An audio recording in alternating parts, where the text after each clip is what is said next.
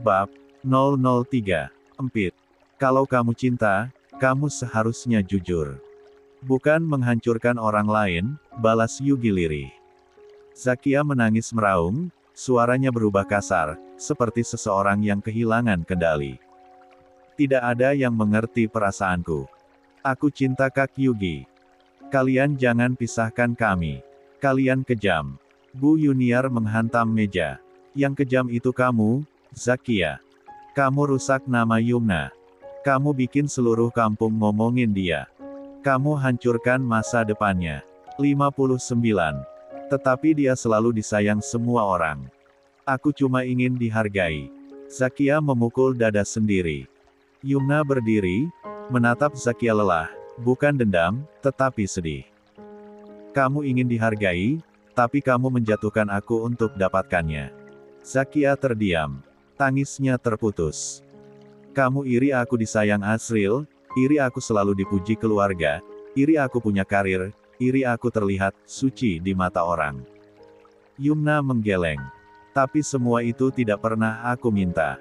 Aku tidak pernah rebut apapun darimu. Zakia memeluk dirinya sendiri, gemeta. Arundaru maju ke depan.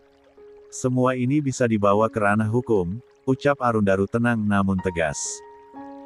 Zakia telah melakukan fitnah, pencemaran nama baik, penyebaran konten asusla, kerja sama dengan pelaku kriminal. Yugi pun ikut terlibat menutupi hubungan kalian dan membiarkan Yumna dihina. 3. Yugi menunduk makin rendah. Aku tahu Zakia salah, tapi apa tidak bisa kalian maafkan? Enak saja. Tidak semudah itu Ferguson. Ujar Arundaru menggelengkan kepala. 2. Zakia mendongak, wajahnya penuh ketakutan. Jadi, kalian mau penjarakan aku? Yumna menutup mata. Aku memaafkan kamu. Aku tidak ingin kamu dipenjara, Zakia. Semua terkejut. Yumna membuka mata lagi, bening, rapuh, tetapi penuh ketegasan. Tapi, dia menoleh ke arah Arundaru.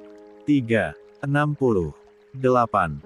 Ruang depan di rumah Pak Yongki terasa pengap meski pintu dan jendela terbuka.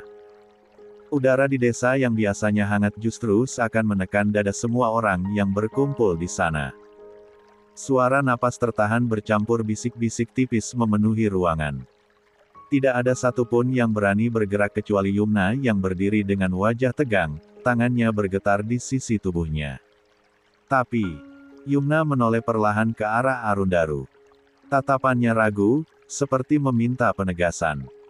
Mas Arun akan menuntut kamu, lanjut Yumna akhirnya, suaranya terdengar pelan tapi tetap menusuk. 1. Seketika wajah Zakia berubah pucat seperti tembok yang warna putih pucat. Bibirnya bergetar, tubuhnya goyah seakan kedua kakinya tak lagi mampu menopang berat tubuh dan rasa takutnya sendiri. Arundaru menyeringai kecil, senyum tipis yang tidak ramah. La mengangguk mantap, pandangan matanya seperti bilah pisau yang sudah siap menusuk. Tentu saja. Mana mungkin aku melepaskan orang yang sudah merusak hidupku dan hidup Yumna, ucap pria itu dengan tegas. Meski Arundaru tidak terkena hujan-hujatan orang-orang seperti Yumna, dia tahu betul risiko besar yang bisa terjadi. Video itu bisa digunakan kapan saja untuk menjatuhkan reputasinya di masa depan. Dan Arundaru bukan tipe orang yang akan membiarkan hal itu menjadi bom waktu dan bisa meledak menghancurkan dirinya. Aku akan menuntut kamu dengan pasal berlapis, lanjut Arundaru. Zakia seperti kehilangan nyawa untuk beberapa detik. Mata coklatnya membesar, tangannya mencari pegangan di udara, tubuhnya limbung. Kata, pasal berlapis seperti cambuk yang langsung merobek sisa-sisa keberaniannya. Suasana dalam rumah berubah sunyi. Semua mata tertuju pada Zakia. Ada yang memandang dengan marah, ada yang iba, dan ada yang justru menikmati kehancurannya. Makanya sebelum berbuat sesuatu, harus memikirkan segala konsekuensinya, celetuk salah satu kerabat yang masih remaja, sejak tadi duduk di samping pintu. Yang lain ikut menimpali, memecah keheningan. Kalau aku jadi dia, mending kawin lari aja. Toh, dia udah nggak punya orang tua. Masalah adat, biarin saja. Yang penting sah di mata Tuhan, ucap sepupu lainnya sambil mengangkat bahu. Lia, lagian mereka udah melakukan itu ya, sejak zaman sekolah. Sepupu lain berbisik sembari menahan tawa mengejek.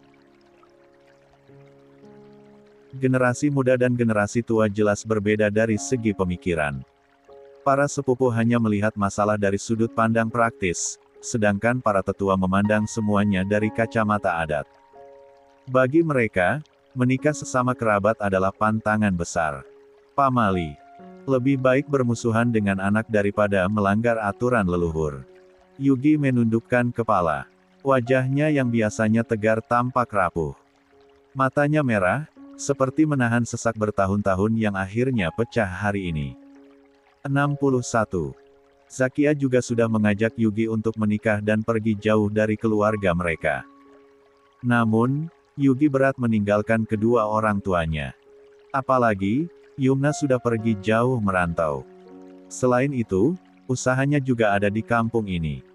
Kenapa kalian tidak jujur sejak awal? Tanya Bu Yuniar, suara bergetar keras.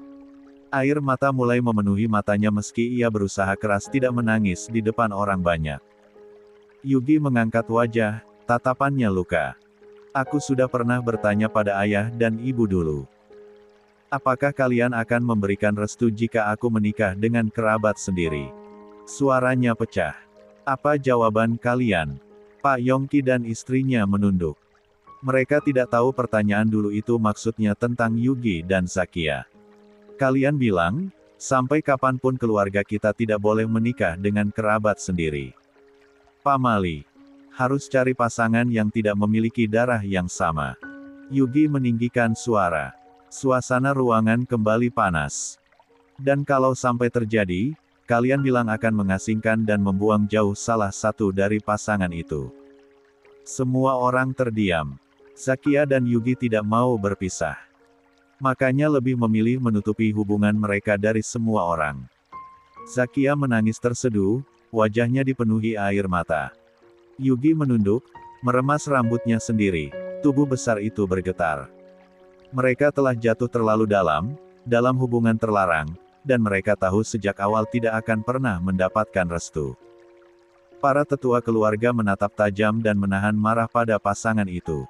Mereka tidak akan pernah memberikan restu. Malah, bisa saja mereka melakukan sesuatu agar keduanya saling menjauh atau saling membenci. Berawal dari rasa sayang sebagai saudara, perasaan Zakia dan Yugi berubah menjadi rasa ketertarikan satu sama lain dan berakhir jadi cinta buta. Zakia yang tinggal bersama di rumah mereka, tumbuh menjadi gadis cantik dan pintar. Sementara Yugi, merupakan sosok pemuda yang selalu menjaga dan menjadi pembela paling depan bagi adik-adiknya. Kenapa kalian memilih jalan ini? Tanya Pak Yongki lirih, nyaris tidak terdengar. Tidak ada jawaban dari keduanya. Yang terdengar hanya napas tersenggal Zakia dan Yugi. Terdengar suara sirine polisi di depan rumah Pak Yogi. Para tetangga pada keluar rumah karena penasaran apa yang sedang terjadi. Warga langsung keluar rumah. Suara-suara mulai menyeruak. Ada apa ini? Kenapa ada polisi datang? Jangan-jangan ada penjahat. Masa ada penjahat di kampung kita? Warga berkerumun, memanjang hingga ke depan rumah Pak Yongki. Mereka mendongak penasaran ketika melihat dua polisi keluar dari mobil bersama seorang pria rapi yang memegang map dokumen. Dia pengacara Arundaru. 62. Suasana dalam rumah mendadak menegang lagi. Semua mata membelalak. Ada apa, Pak? Tanya Pak Yongki dengan suara bergetar. Tangannya gemetar hebat. Yang dia takuti akhirnya benar-benar datang. Seorang polisi melangkah maju. Kami datang untuk menangkap saudari Zakia atas tuduhan pencemaran nama baik, pelanggaran UU ITE, dan pembuatan konten pornografi. Tidak, teriak Zakia histeris. Sedetik tubuhnya langsung ambruk, jatuh limbung dan pingsan di lantai. Zakia! Yugi berteriak panik, langsung memeluk tubuh kekasihnya yang lemas. Zakia! Bangun! Bu Yuniar dan Pak Yongki terduduk, tangan mereka bergetar, wajah mereka penuh kesedihan dan rasa malu. Anak yang mereka besarkan dengan penuh kasih sayang, malah mencoreng muka mereka. Yumna menutup mulutnya, air mata menetes tanpa ia sadari. Ini bukan kemenangan yang ia inginkan. Tapi, ini juga bukan saat untuk iba pada orang yang telah menghancurkan hidupnya. Yugi menggosokkan minyak angin di tengkuk, lubang hidung Sakya. Tak lama kemudian, wanita itu tersadar. Akhirnya kamu sadar, ucap Yugi tersenyum tipis. Arundaru memejamkan mata sejenak, lalu menarik napas panjang. Wajahnya tegas dan tatapan tajam tanpa keraguan sedikit pun. Bawa dia, perintah Arundaru kepada polisi dengan suara rendah tapi penuh kuasa. 1. Polisi mengangguk, lalu dengan sigap mengangkat tubuh Sakya yang masih lemas. Warga yang masih berkerumun di luar langsung heboh. Astaga, benaran ada penangkapan. Itu Sakya? Iya. Kenapa dia dibawa sama polisi? Katanya Sakya yang membuat video panas Yumna, yang diputar saat pernikahan, dulu. Apa? Jahat sekali dia. Kasihan, Sakya harus masuk penjara. Kasihan. Dia nyebar video porno. Mana korban keluarganya sendiri? Suara-suara itu terus berdengung, dari mulut warga di kampung itu.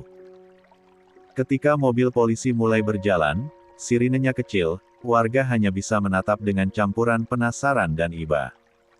Di dalam rumah, Yugi hanya bisa terduduk sambil memegang kepala. Tubuhnya gemetar. Dunianya runtuh dalam satu hari. 63. Yumna diam. Matanya berkaca-kaca, dan wajahnya memucat. Perasaan campur aduk menghantamnya, ada perasaan lega, terkejut, sedih, marah, semuanya bersatu dalam dada yang sesak. Arundaru mendekat pelan lalu menyentuh bahu Yumna. Sentuhan yang tidak keras, tetapi cukup untuk membuat Yumna tersadar. Kita sudah melakukan bagian kita, ucap Arundaru lembut. Sekarang saatnya kamu memulihkan nama baikmu. Yumna menelan ludah, suaranya hampir tak terdengar. Terima kasih, Mas. Arundaru menatapnya lama dan lebih lembut dari biasanya. Untuk kamu, aku akan melakukan apapun.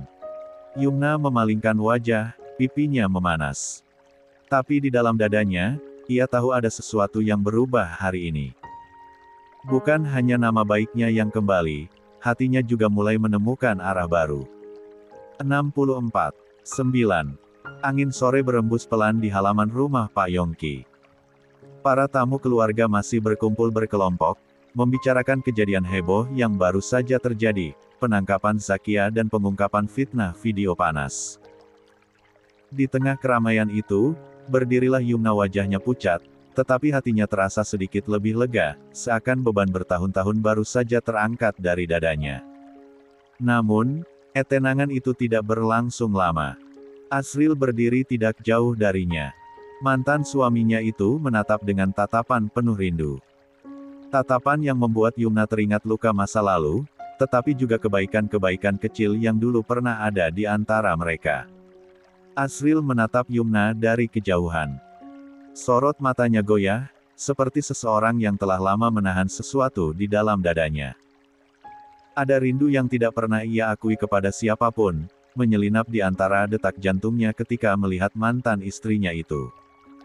Rindu yang bahkan tidak ia sadari masih bertahan selama ini. Asril melangkah perlahan, seolah tubuhnya bergerak mendahului logika. Setiap langkah membuat dada Yumna ikut mengencang, meski ia tidak sepenuhnya mengerti alasan dirinya merasa terancam. Arundaru, yang sejak tadi memperhatikan gerak-gerik Asril, langsung bereaksi. Pandangannya mengeras, rahangnya menegang. Telah mengenali tatapan seorang pria yang ingin kembali mengambil sesuatu yang pernah menjadi miliknya. Sesuatu yang sekarang sedang ia perjuangkan. Seseorang yang kini ingin ia lindungi sepenuh hati. Yum. Baru satu suku kata terdengar, seseorang langsung bergerak lebih cepat. Arundaru. Pria itu seperti memiliki radar khusus setiap kali Yumna membutuhkan perlindungan. Tanpa memberi kesempatan pada Asril untuk mendekat, Arundaru langsung meraih tangan Yumna dan berkata tegas, "Ayo, kita pergi." Yumna menatap bingung, tubuhnya sedikit tertarik mengikuti langkah Arundaru. Gerakan spontan itu membuat semua mata menoleh ke arah mereka, termasuk Asril yang terpaku di tempatnya. Bukannya tadi Karnu bilang mau membelikan aku gado-gado yang sering kamu bilang enak itu, ujar Arundaru cepat, mencari alasan agar Yumna tidak kembali terlibat percakapan menyakitkan. Yumna berkedip beberapa kali. Yumna masih tidak mengerti maksud Arundaru bicara seperti itu. Karena dia tidak pernah membicarakan hal itu sebelumnya. Dia kebingungan, hatinya bertanya-tanya, gado-gado. Rasanya aku tidak pernah bilang soal itu, tadi. Dari mana Mas Arun? Oh ya. Arundaru berdeham dan mengalihkan tatapan. Pokoknya aku mau gado-gado. Lapar. Dalam hati Yumna mendesah kecil. Apa Mas Arun sedang merasa lapar sekali, ya? Atau cuma alasan biar cepat pergi dari sini? Namun, melihat Asril yang masih diam menatap, Yumna akhirnya mengangguk. Baik. Kalau gitu, kita pergi saja. 65. Begitu keluar rumah Yumna lagi-lagi dibuat bingung. Arundaru menyadari itu. Lalu bertanya, kenapa? Kita ke sana harus naik motor biar cepat. Kita sewa motor sama orang, tukas Arundaru. Padahal di halaman rumah Pak Yongki banyak motor terparkir milik keluarga dan kerabat Yumna. Namun, Arundaru tidak mau meminjam kendaraan mereka. Asril membuka mulut hendak menawarkan motor yang diparkir di dekatnya. Namun, sebelum suara itu keluar, kita pinjam motor anak Pak RT aja, ujar Yumna cepat. Asril akhirnya menutup mulut kembali. Sorot matanya meredup. Tak lama kemudian, Yumna datang membawa kunci motor pinjaman. Arundaru langsung mengambil alih dan duduk di jok depan. Ayo naik, katanya. Yumna naik dan duduk rapat. Karena jalanan kampung sempit dan motor kecil, tubuhnya sedikit condong ke depan. Tanpa sadar, kedua tangannya memeluk pinggang Arundaru agar tidak jatuh. Arundaru menegang sepersekian detik, jantungnya berdesir tajam karena merasakan bagian tubuh Yumna yang menempel di punggungnya. Ya Tuhan, jangan terlalu kencang, Yumna.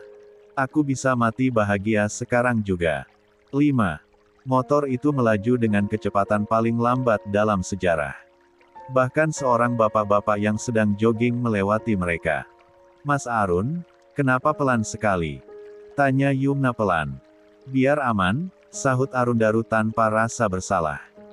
Padahal, alasan sesungguhnya, dia ingin waktu bersama Yumna lebih lama.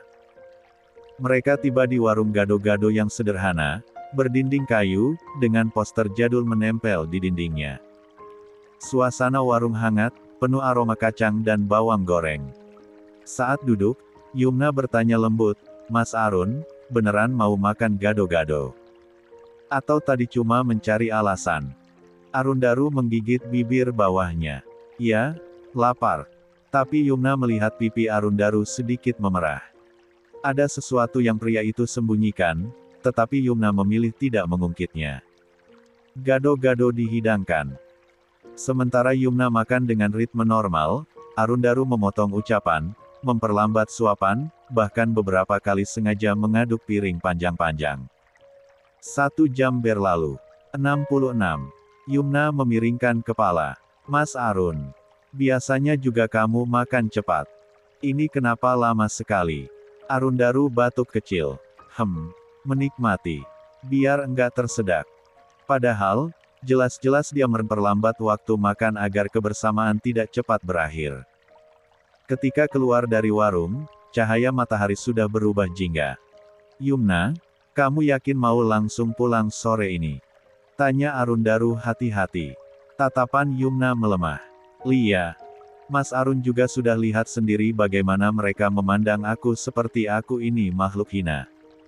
Aku enggak kuat kalau harus menahan tatapan itu lebih lama. Arundaru mengangguk pelan. Bahkan tidak mencoba mencegah. Kalau begitu, kita pulang. Kembali ke Jakarta sekarang juga. Menjauh dari orang-orang toksik lebih baik. Saat Yumna tersenyum kecil karenanya, Arundaru ikut tersenyum tulus dan lembut. Hari-hari berikutnya hubungan mereka semakin dekat. Mereka bekerja bersama, pulang bersama, bahkan sarapan bersama kadang-kadang tanpa direncanakan. Keakraban itu tumbuh alami, tidak berlebihan, namun cukup terasa bagi siapa saja yang memperhatikan. Suatu siang, ketika Yumna berjalan melewati koridor lantai 5 dengan tumpukan berkas di tangan, suara langkah cepat mengejarnya. Yumna menoleh. Arundaru datang dengan langkah panjang, wajahnya lebih cerah dari biasanya. Ya, Mas Arun. Ada apa? Arundaru menarik napas, menyembunyikan gugup. Malam minggu besok kamu ada waktu, enggak? Nada suara itu terdengar santai, tetapi matanya tidak bisa membohongi. Ada antusiasme yang terlalu sulit ia tutupi. Yumna memikirkan jadwalnya sebentar. Kayaknya, enggak ada. Kosong. Memangnya kenapa, Mas? Arundaru tersenyum lebar. Benar-benar lebar persis seperti anak kecil yang baru menemukan mainan baru. Yumna hampir tertawa melihatnya. Mas Arun kenapa bahagia sekali? Dalam kepala Arundaru sudah tersusun rencana, makan malam, tempat yang bagus, suasana tenang. Meski ia belum berani bergerak lebih jauh dari naskah yang sudah ditentukan. Dia tahu waktunya belum tiba, tetapi setidaknya, malam itu akan menjadi langkah pertama. Pokoknya aku harus bisa mengatakan perasaanku batinnya. Namun, masa depan masih mengikuti alurnya sendiri. Untuk saat ini, yang terpenting Yumna ada di sisinya, dan ia tidak akan membiarkan siapapun membuat perempuan itu terjatuh lagi. 67. 0. Arundaru mulai mempersiapkan tempat di sebuah kafe kecil, walau masih ada waktu 3 hari lagi. Kafe itu terletak di sudut kota, dikelilingi pepohonan mungil yang daunnya bergerak lembut tertiup angin sore. Cahaya lampu kuning keemasan di bagian dalam membuat suasananya hangat dan romantis. Dia sengaja memilih kafe itu karena memiliki area semi-outdoor yang tidak terlalu luas, tapi tertata cantik. Ada lampu-lampu kecil yang menjuntai seperti bintang, serta sudut foto yang biasanya digunakan para pengunjung untuk mengambil gambar. Aku harus mempersiapkan semuanya dengan matang. Gumam Arundaru sambil menatap area panggung kecil berukuran 1 meter itu. Aku ingin momen ungkapan cinta itu memberikan kesan yang tak terlupakan dalam hidup Yumna. Barata yang berdiri di sampingnya hanya menghela napas panjang sambil memeluk dada. Gila, kamu serius banget. Biasanya kebanyak orang ngomong cinta itu cuma 2 menit. Aku saja bilang cinta sama pacar aku lewat telepon. Beda, Bara. Yumna ini. Arundaru menatap langit-langit kafe, membayangkan ekspresi Yumna. Perempuan yang bikin aku pengen jadi versi terbaik diriku. Barata menepuk bahunya dengan tatapan geli. Kalau dia nolak, apa kamu siap mental? Bodoh amat, balas Arundaru sambil mendorong pelan kepala sepupunya. Aku cuma harus bilang. Urusan hati dia, itu hak dia. Barata mengangguk pelan. Ya, udah, ayo lanjut. Kita dekor dari sekarang biar enggak mepet. Mereka pun mulai merancang konsep dekorasi. Arundaru ingin sesuatu yang sederhana, namun bermakna. Beberapa lilin kecil di atas meja, rangkaian bunga putih yang menenangkan, serta satu bingkai foto kosong di tengah meja yang nanti akan diisi foto berdua Yumna dan Arundaru jika perempuan itu menerima cintanya. Jarang-jarang Arundaru mau melakukan hal seperti itu. Bahkan dengan mantan kekasihnya saja tidak ada acara romantis seperti ini. Kayaknya dulu mantan tunangan kamu pun tidak mendapatkan perlakuan semacam ini, celetuk Barata sambil menyeringai jahil. Aku berubah banyak, tak, ucap Arundaru sambil merapikan lilin. Dan perubahan ini karena dia. Barata hanya tersenyum kecil. Cinta memang bikin orang jadi aneh. 1. Yumna sedang mengepel lantai lorong lantai 5. Pagi itu gedung tampak sibuk. Banyak karyawan hilir mudik. Yumna menunduk sambil memeras kain pel, gerakannya cepat dan teratur karena sudah terbiasa dengan ritme kerja seperti itu. Langkah seseorang terdengar mendekat, disertai suara ketikan ponsel. Yumna yang sedang bergerak mundur tidak sadar bahwa orang itu berjalan sambil membaca pesan. 68. BRUK. Maaf, Pak. Tidak sengaja, ucap Yumna buru-buru sambil menundukkan kepala. Tidak apa-apa, Mbak. Aku juga, ucapannya terhenti tiba-tiba. Orang tersebut mematung, tatapannya tidak lepas dari wajah Yumna. Yumna. Mendengar namanya dipanggil, Yumna mengangkat kepala perlahan. Begitu matanya menangkap sosok di depannya, tubuhnya langsung kaku. Asril. Yumna memundurkan diri setengah langkah. Sedang apa kamu di sini? Asril tersenyum kecil. Senyuman yang dulu selalu membuat Yumna luluh, tetapi sekarang justru membuat dadanya sesak dan tidak nyaman. Aku bekerja di sini sekarang. Menjadi pemimpin HRD yang baru. Apa? Suara Yumna bergetar. Tangannya meremas gagang pel dengan kuat. La terkejut setengah mati karena kini bekerja di tempat yang sama dengan mantan suaminya. Asril melangkah setapak mendekat. Aku baru mulai hari ini. Waktu lihat daftar karyawan cleaning service, aku langsung penasaran apa benar itu kamu. Untuk apa kamu penasaran? Tanya Yumna merasa tidak suka. Aku ingin bicara sama kamu, Yumna. Banyak sekali hal yang harus kita bicarakan berdua, jawab Asril dengan tatapan memohon. 2. Yumna menelan ludah, merasa dadanya nyeri. Kamu, seharusnya tidak mengungkit yang sudah lewat. Yumna. Asril menghela napas panjang. Aku masih ingat semuanya. Yumna terdiam, hatinya terasa berat. Bukan karena masih menyimpan rasa, melainkan karena trauma, luka, dan ucapan-ucapan Asril di masa lalu yang dulu sudah menghancurkan dirinya. Berbeda dengan Yumna yang gugup, Asril tampak begitu senang. Tatapan matanya dipenuhi harapan yang membuat Yumna semakin tidak nyaman. Aku akan rebut hatimu kembali, Yumna, ucap Asril mantap. Suaranya rendah, tapi penuh tekad. Aku sungguh menyesal. Aku ingin memperbaiki semuanya.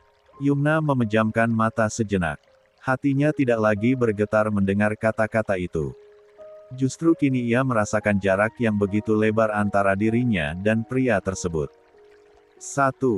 Sesaat kemudian, suara langkah cepat terdengar mendekat dari ujung lorong. Yumna. Arundaru muncul sambil membawa beberapa berkas. Wajahnya langsung berubah ketika melihat Asril berdiri di dekat Yumna dengan jarak terlalu dekat. Tatapan Arundaru mengeras, dan rahangnya menegang. Asril menoleh kepada Arundaru. Senyum kecil muncul di bibirnya. Dalam hati berkata, 0H, ini yang namanya Arundaru, ya. Pria yang datang ke desa dulu. 69. Arundaru mengangkat dagu sedikit, sinis. Dia tidak menyangka kalau mantan suami Yumna sekarang bekerja di kantornya. Siapa orang yang sudah menerima dia kerja di sini? Malah buat beban aku saja, batin Arundaru merasa kesal. 2. Dua pria itu saling bertatap tanpa berkedip. Udara di antara mereka terasa menegang. Yumna, ucap Arundaru tiba-tiba sambil meraih tangan Yumna. Ada pekerjaan yang harus kamu bantu di lantai 2. Sentuhan itu membuat Yumna tersentak. Namun, ia tidak melepaskan tangan Arundaru. Ada rasa aman, terasa hangat. Asril melangkah setapak, mencoba menahan. Dengan cepat Arundaru menoleh kepada Asril, tatapannya tajam. Dia sedang bekerja. Jangan ganggu. 1. Asril membalas tatapan itu tanpa gentar. Aku hanya ingin bicara sebentar. Sudah cukup. Balas Arundaru dingin. Jangan gunakan jabatan baru kamu untuk mengusik Yumna. Yumna memandang keduanya bergantian, jantungnya berdetak kencang karena canggung dan takut terjadi keributan. Sudah, jangan berdebat. Arundaru mendekatkan tubuhnya sedikit ke arah Yumna, seolah sengaja memberi batas. Ayo, Yumna. Yumna mengangguk perlahan. La membungkukkan tubuh sedikit kepada Asril. Maaf, saya harus kembali bekerja. Asril hanya memandang kepergian mereka dengan mata perih. Aku tidak akan menyerah. Gumamnya lirih. Yumna dan Arundaru berjalan menjauh. Tangan mereka sudah tidak saling menggenggam, tapi jarak antara keduanya begitu dekat seperti ada ikatan tak terlihat yang mulai terhubung. Sementara itu, Arundaru menahan diri agar tidak melepaskan emosinya. Geram, cemburu, dan rasa takut kehilangan Yumna bercampur satu. "Maaf," ucap Yumna lirih, merasa tidak enak atas ketegangan tadi. Arundaru berhenti berjalan. Dia menatap Yumna dalam. "Kamu tidak salah apa-apa." Yumna menunduk. Napasnya pendek, wajahnya memerah. Entah kenapa setiap Arundaru menatapnya seperti itu, dadanya terasa hangat. "Mulai hari ini," ucap Arundaru lirih tapi penuh tekad, "aku tidak akan membiarkan siapapun menyakitimu lagi." Yumna memandang pria itu. Ada sesuatu di matanya. Ketulusan yang selama ini tidak pernah ia temukan pada orang-orang di sekitarnya. Hati dia bergetar pelan, tapi nyata. Dan untuk pertama kalinya, Yumna bertanya dalam hatinya, "Apa aku mulai menyukai Arundaru?" Yumna kembali bekerja, begitu juga dengan Arundaru yang kembali ke ruangannya dengan hati kalut. La membanting. 70. Tubuhnya ke sofa, menutup wajah dengan kedua tangan. "Dia tidak boleh kembali pada Asriel," bisik Arundaru lirih. "Tidak akan kubiarkan." 2. Namun, beberapa detik kemudian, ia tersenyum.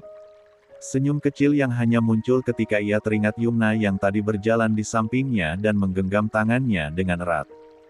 "Apapun yang terjadi, aku akan jujur tentang perasaanku." Arundaru tahu satu hal dengan pasti. La sudah jatuh cinta. Dan cinta itu tidak mungkin disembunyikan lagi. 1. Yumna tidak pernah membayangkan bahwa suatu hari dia akan melihat Asriel lagi, apalagi di tempat kerja yang sama. Dunia seakan terasa terlalu sempit, atau Tuhan memang ingin menguji hatinya sekali lagi. 1. Hanya mendengar nama pria itu disebut orang lain saja sudah cukup membuat dadanya mengeras seperti ditindih batu besar, apalagi kini harus tahu bahwa mereka bekerja di kantor yang sama, di gedung yang sama, hanya dipisahkan beberapa lantai. Meskipun mereka sudah bukan sepasang kekasih, bukan lagi pasangan suami istri, rasa tidak nyaman itu tak pernah benar-benar hilang. Asriel adalah luka yang berjalan dengan dua kaki. Luka yang pernah ia rawat, ia cintai, ia jaga, tetapi kemudian justru menikamnya paling dalam. Bayang-bayang hari pernikahan itu kembali menghantam ingatan Yumna. Suara orang-orang yang menuduhnya, tatapan menghakimi, komentar miring dari keluarga besar, semuanya masih jelas seperti kemarin.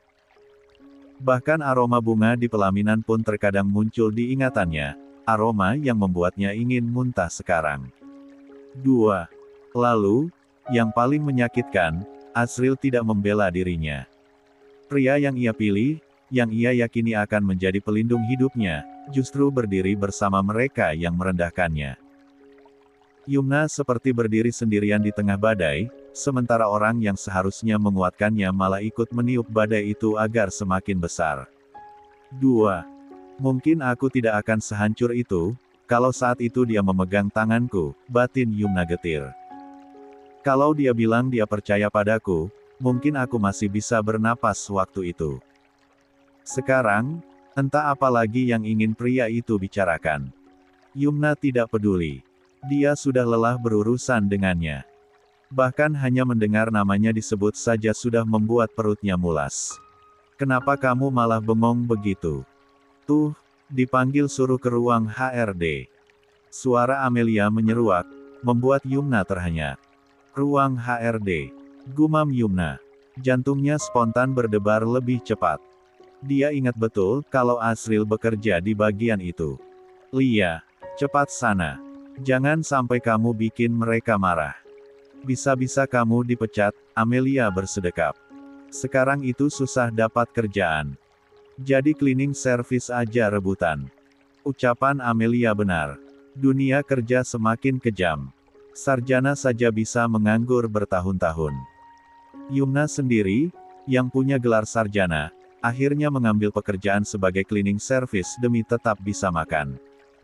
Tidak ada ruang untuk gengsi. Dengan langkah berat, Yumna berjalan menuju ruang HRD. Setiap langkah seperti menuntun dirinya pada kenangan yang tidak ingin ia buka lagi. La menelan ludah menyiapkan diri, entah untuk apa. "Permisi," ucap Yumna sambil mengetuk pelan. Ketika pintu terbuka, hal yang paling Yumna takuti terjadi. Tatapan dia beradu dengan tatapan Asriel. Satu. Dada Yumna mengencang. Seketika ia mengalihkan pandangan, berpura-pura tidak peduli meski detak jantungnya seperti berlari maraton. 72. "Yumna, duduklah," titah Pak Gunawan sambil menunjuk kursi di depannya. Yumna duduk dengan tubuh kaku. Syukurlah, orang yang memanggilnya ternyata bukan Asriel. Meski tetap saja keberadaan pria itu di ruangan membuat kulit tengkuknya merinding tidak nyaman. Pak Gunawan membuka berkas yang ada di mejanya. "Aku lihat resume kamu, sarjana ekonomi. Pernah kerja di perusahaan garmen bagian pemasaran dan gudang." "Benar, Pak," jawab Yumna pelan. "Ada lowongan di bagian program berita," lanjut Pak Gunawan. "Kami butuh pembaca narasi berita. Katanya suara kamu bagus." Yumna mengerjap. Pembaca narasi. Dia tidak pernah membayangkan akan bekerja di dunia penyiaran. Suaranya memang sering dibilang enak didengar, tapi itu hanya komentar sambil lalu. Tidak pernah terpikir bisa dijadikan pekerjaan. "Kamu bisa pikirkan dulu," kata Pak Gunawan. "Kasih jawaban 3 hari lagi."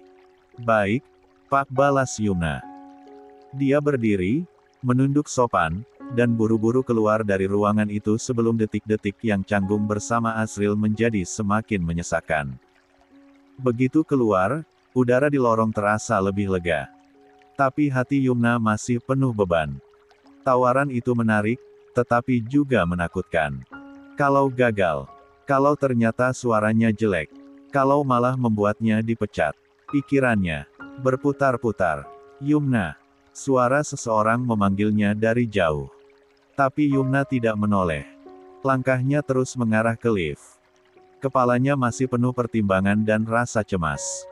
Sampai akhirnya seseorang menyusulnya dan masuk ke dalam lift yang sama. "Hei!" Sebuah tepukan di bahu membuatnya melompat kecil. "Mas Arun!" seru Yumna kaget. Arundaru terkekeh kecil. "Kamu kenapa?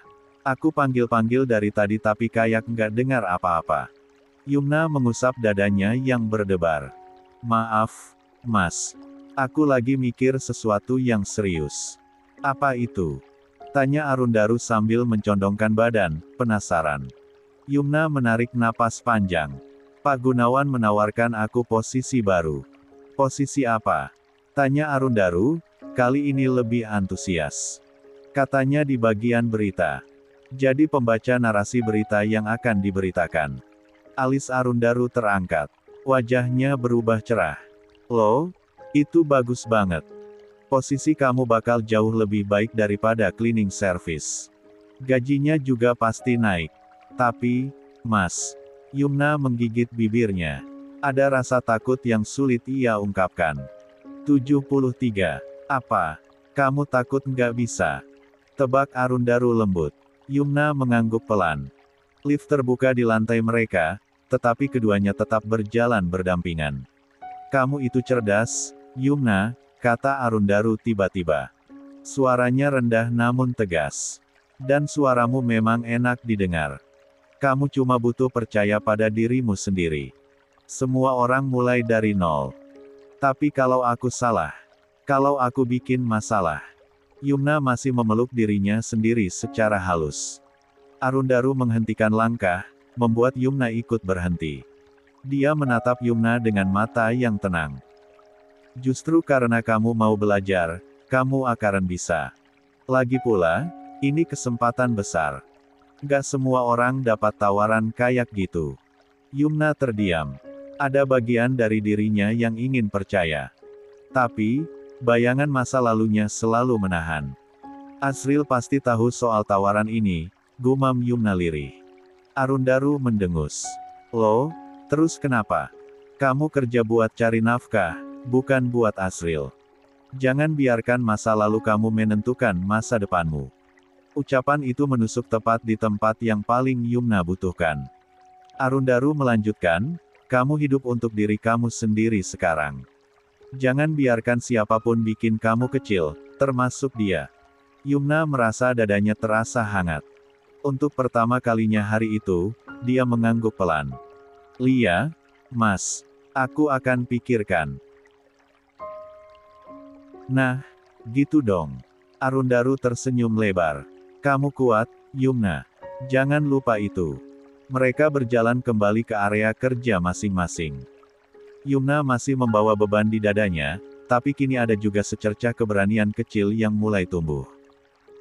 Malam itu, ketika Yumna pulang dan duduk di kamarnya, tawaran itu terus berputar di kepalanya. Dia menatap kedua telapak tangannya sendiri, mengingat bagaimana dulu ia pernah mampu menghadapi cobaan yang jauh lebih berat daripada ini. Mungkin aku bisa mencobanya, batinnya. Untuk pertama kalinya setelah sekian lama, Yumna merasa ada pintu kecil yang mulai terbuka. Dia siap untuk melangkah masuk. D74 2. Di rumah kontrakan sederhana, lampu ruang tamu memancarkan cahaya kuning hangat. Di tengah ruangan, Arundaru duduk di lantai dengan laptop yang menyala di pangkuannya. Kabel charger berseliweran di sekelilingnya, seolah menjadi saksi betapa sejak tadi ia tidak beranjak. Jari-jarinya bergerak cepat di atas keyboard, sesekali berhenti untuk membaca ulang file laporan digital yang ia susun. Sesekali dahinya berkerut, bibirnya komat-kamit menahan emosi. Mereka menerima suap agar membuat berita sesuai pesanan, Kek. Uangnya tiap bulan tidak main-main, ucap Arundaru sambil memegang headset. Di seberang sana, suara berat kakek Rama langsung meledak. Apa? Berani-beraninya mereka bermain kotor di tempatku. Arundaru meringis, spontan menyingkirkan headset dari telinga. Kakek, jangan teriak di telinga aku. Mau aku budek? Kamu juga jangan teriak. Kakek enggak budek. Balas kakek Rama, makin keras. 1. Hening 2 detik. Lalu, Arundaru mendesah panjang. Kita ini lagi ngomongin orang korup atau adu siapa yang suaranya paling keras, Kek? Ya keduanya lah. Sentak kakek Rama. Arundaru memutar bola mata, menutup file laporan. Dinamika seperti ini bukan hal baru. Hubungannya dengan sang kakek sejak dulu memang aneh, setengah dekat dan setengah lagi ingin saling mencekik. Sejak remaja Arundaru memang sekolah di luar negeri, tapi setiap pulang liburan, dia lebih memilih tinggal di rumah kakek Rama dibandingkan rumah orang tuanya sendiri. Entah kenapa, walau ribut terus, justru di rumah sang kakek ia merasa diterima sebagaimana adanya. Pokoknya, kamu pastikan semua oknum itu terdata dengan jelas. Nama, jabatan, berapa kali melakukan, siapa saja yang terlibat, ucap kakek Rama, kembali ke nada serius. Sudah aku rangkum semua, balas Arundaru. Termasuk yang bagian HRD itu, yang suka minta uang pelicin kalau ada orang mau masuk kerja. Padahal aturan dari kakek kan jelas kalau ADTV tidak boleh memungut biaya apapun. Suara kakek Rama terdengar makin berat. Dulu, saat kakek masih aktif, tidak ada yang berani macam-macam begitu. Kakek menua sedikit saja, orang-orang mulai coba-coba. Dasar ular berbulu manusia. Arundaru mengangkat alis. Biasanya manusia berbulu domba, Kek. Sama saja. Bentakan itu membuat Arundaru menegareng sekaligus geli. 1. Pembicaraan mereka akhirnya kembali memanas, berubah menjadi perdebatan sepele seperti biasanya. Namun, setelah beberapa menit, Arundaru berhasil memutuskan panggilan. Arundaru memejamkan mata sejenak, menarik napas panjang. Gumamnya sambil menepuk pipi sendiri. 75. Daripada ngomel-ngomel enggak jelas, mending jalan keluar. Sekalian cari udara segar. Siapa tahu ketemu Yumna. Nada suaranya langsung berubah lembut ketika menyebut nama itu. Tanpa sadar, senyum kecil muncul di bibirnya. Arundaru merapikan laptop, memasukkannya ke meja kecil di samping sofa. Lalu, ia keluar rumah, memasukkan kedua tangan ke saku celana, berjalan santai menyusuri gang kontrakan. Mata Arundaru terus mengamati sekitar, siapa tahu Yumna sedang keluar membeli makan seperti biasanya. Malam itu suasana kontrakan cukup ramai. Beberapa tetangga terlihat duduk-duduk di kursi plastik sambil mengobrol. Lampu temaram dari warung gorengan di ujung jalan membuat suasana terasa semakin hidup. Di waktu bersamaan, Yumna berdiri di depan pintu kamar kosnya. Telah merapikan cardigan abu-abunya, lalu keluar dengan niat membeli makanan. Perutnya sudah lapar sejak tadi, tapi ia menahan diri karena ingin memastikan semua pekerjaan hariannya selesai dulu. Biasanya, Yumna membeli nasi goreng atau mie tek-tek yang lewat di depan kos. Namun, malam ini ia ingin berjalan sedikit lebih jauh ke pedagang yang ada di ujung jalan. Baru beberapa langkah berjalan, suara lembut seseorang memanggilnya. "Yumna, mau kemana?" tanya Oma Sari dari teras rumahnya. Perempuan parubaya itu sedang menata dua kresek besar berisi makanan. Senyum ramahnya selalu membuat orang betah diajak bicara. "Mau beli nasi goreng di depan sana," Oma jawab Yumna sambil tersenyum sopan. Enggak usah beli. Nih." Oma Sari mengangkat dua kresek itu. "Ada nasi berkat. Penghuni baru yang tinggal di kamar pojok tadi bagi-bagi." Mata Yumna langsung berbinar. "Wah, serius, Oma? Yumna suka banget nasi berkat," ucapnya penuh antusias. "Satu." Oma Sari terkekeh. "Lia, ambil aja satu. Masih hangat, enak kalau dimakan sekarang." Yumna menerima kresek berisi nasi berkat itu dengan kedua tangan. Wajah dia berbinar senang dan senyum lebar menghiasi wajahnya. "Terima kasih, Oma. Ini rezeki malam-malam." "Siapa nama penghuni kamar itu, Oma?" tanya Yumna. "Namanya siapa? Ya, tadi," gumam Oma Sari sambil mengingat-ingat. "Ah, Israel." 3. Yumna langsung tertegun. "Israel? Lia?" jawab Oma Sari sambil manggut-manggut. "Namanya memang itu. Mungkin orang tuanya terinspirasi dari sesuatu." Yumna mematung sejenak, memandangi nasi berkat di tangannya. "Namanya kok sama dengan malaikat maut. Apa orang tuanya enggak mikir dua kali saat memberinya nama?" pikir Yumna dalam hati. 2. Oma Sari mencondorengkan tubuh, wajahnya penuh semangat. Dia itu pria ganteng, loh. Tingginya pas, mukanya 76. Bersih, orangnya ramah. Siapa tahu kamu cocok dan berjodoh. Terus lanjut ke pelaminan.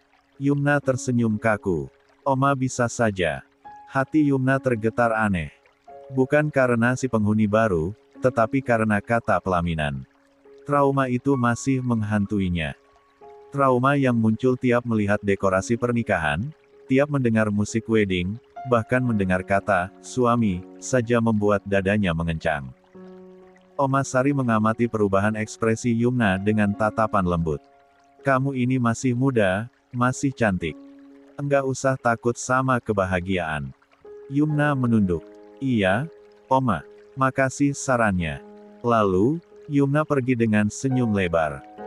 Kepergiannya tertahan ketika langkah kaki seseorang terdengar dari arah belakang. "Yumna." Yumna menoleh pelan. 77. 3. Yumna. Langkah Yumna terhenti seketika. Dia mendengar suara yang pernah menjadi suara paling menenangkan dan paling menghancurkan dalam hidupnya, memanggil jelas di belakang. Lah menoleh pelan, berharap itu hanya halusinasi. Namun, begitu matanya menangkap sosok yang berdiri di bawah lampu jalan, dadanya langsung mengeras. Asril. Rambut pria itu sedikit berantakan tertiup angin, baju kasual yang selalu menjadi setelan favoritnya, lalu tatapan matanya masih sama. Tatapan yang dulu membuatnya merasa aman, nyaman, dan deg-degan. Kini membuatnya ingin berbalik dan lari sejauh mungkin. "Mau kemana malam-malam begini?" tanya Asril, tersenyum tipis. Senyum khas yang selalu muncul saat ia bertemu Yumna, seolah mereka masih sama seperti dulu. Yumna menelan ludah. "Cuma mau cari angin saja." Jawarnya singkat, suaranya datar, hampir tanpa emosi. Asril melangkah sedikit mendekat. Mau aku temani? Yumna segera menggeleng. Tidak. Aku mau pulang, mau tidur. Wanita itu membalikkan badan cepat, hampir tergesa, lalu mempercepat langkahnya. Yumna bisa merasakan detak jantungnya memukul-mukul tulang rusuk. Dia tidak ingin kembali terjebak dalam pusaran perasaan yang pernah menghancurkannya. Namun, baru beberapa langkah, suara langkah lain terdengar mengikutinya. La menoleh dengan kesal. Mau apa kamu mengikutiku? Bentak Yumna kesal. Asril berhenti, mengangkat kedua tangan seolah memberi tanda damai. Aku juga mau pulang, katanya sambil tersenyum manis, senyum yang dulu bisa membuat hati Yumna kelepek-kelepek. Yumna buru-buru memalingkan wajah. Senyum itu berbahaya, dia tahu itu. Jangan bohong, kamu. Desisnya tajam. Luka lama menebal kembali pengkhianatan, kebohongan, tuduhan tanpa dasar. La paling benci dibohongi, dan Asril pernah memberi luka itu tanpa ampun. Asril terkekeh kecil. Buat apa berbohong? Dosa, tahu. Nada santainya justru membuat Yumna makin panas. Dia kembali berjalan cepat, tidak ingin mendengar suara pria itu lagi. Namun, suara langkah mengikuti masih ada, ritmenya sama, jaraknya sama. Ya Allah! Yumna merutuki dalam hati, lalu tanpa aba-aba ia berlari. Rok panjangnya berkibar tertiup angin, ujung jilbab instannya ikut berkibar. Lari melewati gerbang kos dan langsung menuju kamarnya. Ceklek. Pintu kamar kosannya langsung ditutup rapat, lalu ia bersandar sambil terengah. Napasnya naik turun. Setelah yakin aman, ia melongok sedikit dari jendela kecil. Di sanalah ia melihatnya. 78. Asril membuka pintu kamar kos pojok, persis di seberang jalurnya. Yumna terpaku. Mata membelalak. Mulut terbuka tanpa suara. Jadi, dia penghuni baru di kamar kos itu. Teriak Yumna spontan dari balik pintu. Gambaran buruk langsung menabrak pikirannya. Bertemu di kantor saja sudah membuat ia gelisah, apalagi tinggal satu tempat yang sama. Bagaimana ini? Masa aku akan bertemu dengannya setiap hari? Gumam Yumna murung, wajahnya menunduk. Sungguh ia tidak siap dengan semua ini. Sementara itu, Arundaru sedang berjalan di sekitar area kos. Tangan dimasukkan ke saku, langkah santai, namun matanya terus celingukan. Mana Yumna? Biasanya jam segini dia keluar beli makanan, gumam Arundaru kecewa. La berdiri sebentar, menatap ke arah gerbang kos yang gelap. Apa Yumna sudah tidur? Iya. Arundaru menghela napas, lalu menggeleng sendiri. Pulang saja, lah. Pria itu menepuk pipi sendiri pelan, lalu berbalik pergi, tanpa tahu bahwa Yumna sedang meringkuk di dalam kamar dan Asril sedang mengunci pintu kamar barunya. Keesokan paginya, suasana terminal kecil di depan kos sudah ramai oleh pedagang sarapan, suara orang dan hiruk-pikuk pekerja pagi. Arundaru duduk di bangku kayu panjang dekat halte. La memegang kopi sachet panas, uapnya mengepul terkena sinar matahari pagi yang hangat. Namun, pandangannya tidak pernah lepas dari pintu gerbang kos. Setiap detik ia menunggu. Setiap orang yang lewat ia harap Yumna. Tuh. Akhirnya keluar juga, gumamnya lega. Senyumnya merekah begitu melihat sosok Yumna berjalan cepat sambil merapikan tas selempang. Wajah wanita itu bersih walau tampak masih mengantuk. Senyum Arundaru semakin melebar. Akan tetapi, senyum itu langsung pudar dalam hitungan detik.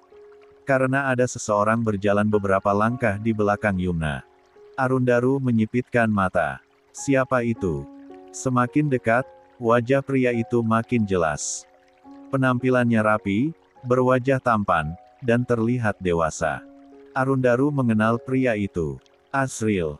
Arundaru langsung berdiri, napasnya tercekat. Tampan, dan terlihat dewasa. Arundaru mengenal pria itu. Arundaru mengenal pria itu. Asril. Arundaru langsung berdiri. Arundaru mengenal pria itu. Asril. Arundaru langsung berdiri. Arundaru mengenal pria itu. Asril. Arundaru langsung berdiri. Asril. Arundaru langsung berdiri, napasnya tercekat. Tercekat. Kenapa dia bisa bersama dengan Yumna? Gumam Arundaru bingung, suara tercampur panik. 79. Jangan-jangan mereka ke Yumna. Gumam Arundaru bingung, suara tercampur panik. 79. Jangan-jangan mereka kembali rujuk. Nada 79. Jangan-jangan mereka kembali rujuk. Nada suaranya meninggi tanpa sadar. Tidak. Tidak mungkin. Tidak boleh. Arundaru hampir melompat dari tempat duduknya. Yumna tidak boleh rujuk sama mantannya. Tanpa pikir panjang, ia bergegas berlari kecil. Tidak. Tidak mungkin. Tidak boleh. Arundaru hampir melompat. Arundaru hampir melompat dari tempat duduknya. Yumna tidak boleh rujuk sama mantannya. Tanpa pikir panjang, ia bergegas berlari kecil ke arah Yumna.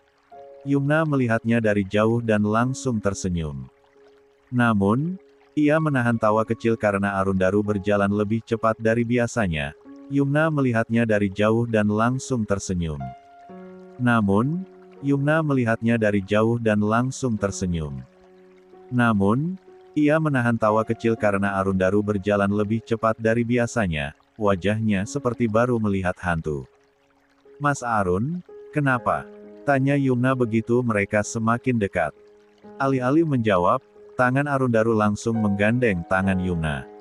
Gerakannya cepat, seolah takut Yumna menghilang kalau terlambat sedetik saja. Asril yang berada di belakang langsung berhenti. Matanya melebar. Arundaru menatap Asril dengan sorot tajam, penuh peringatan. Tatapan yang jelas berkata, jangan coba-coba mendekati Yumna. Dia milikku. Asril menggertakkan rahang. Tangannya mengepal. Dadanya panas. Berani-beraninya dia. Batin Asril, cemburu. Bas datang sebelum Yumna sempat protes. Arundaru menarik Yumna masuk ke dalam. Mereka duduk berdampingan di kursi 2. Asril masuk beberapa detik kemudian dan duduk di kursi sebelah, tepat di garis pandang Yumna. Tatapannya tidak lepas dari wanita itu. Arundaru memelototinya balik. Ish, apa-apaan dia melototin Yumna? Gerutunya dalam hati. Yumna sendiri tidak nyaman sama sekali. Duduk di antara dua pria yang keduanya sama-sama punya urusan dengannya terasa seperti terjepit perang dingin. Napasnya pendek. Duh, kenapa hidupku begini amat? Keluhnya dalam hati. Mas Arun, bisik Yumna pelan, mencoba halus. Tolong lepaskan tanganku. Arundaru menunduk.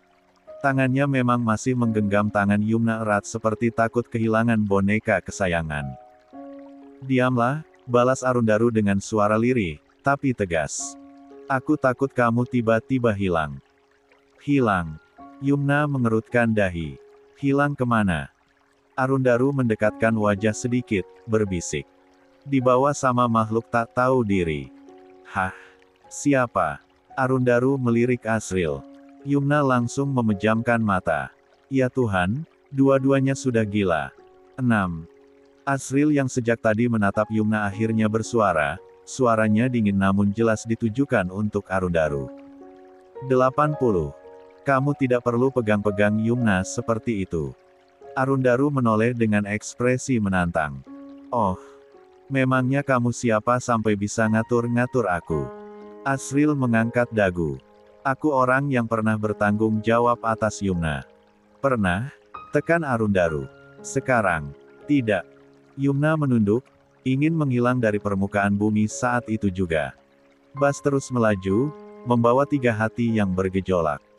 1 penuh luka, 1 penuh rasa bersalah, dan 1 lagi penuh kecemburuan.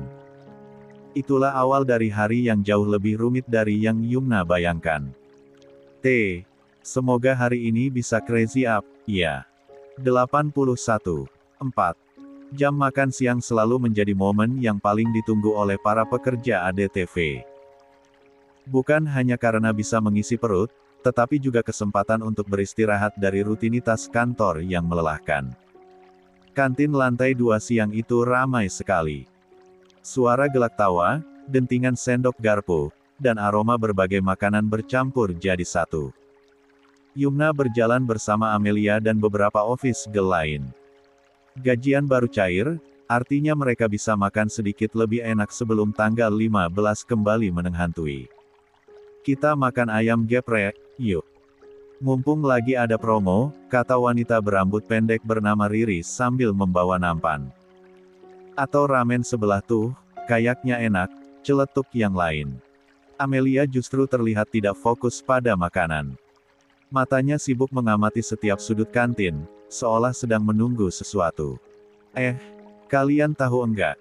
Amelia mendekat dan menurunkan suaranya. Ada karyawan baru yang tampan banget, sumpah. Langsung saja teman-temannya menoleh dengan mata berbinar.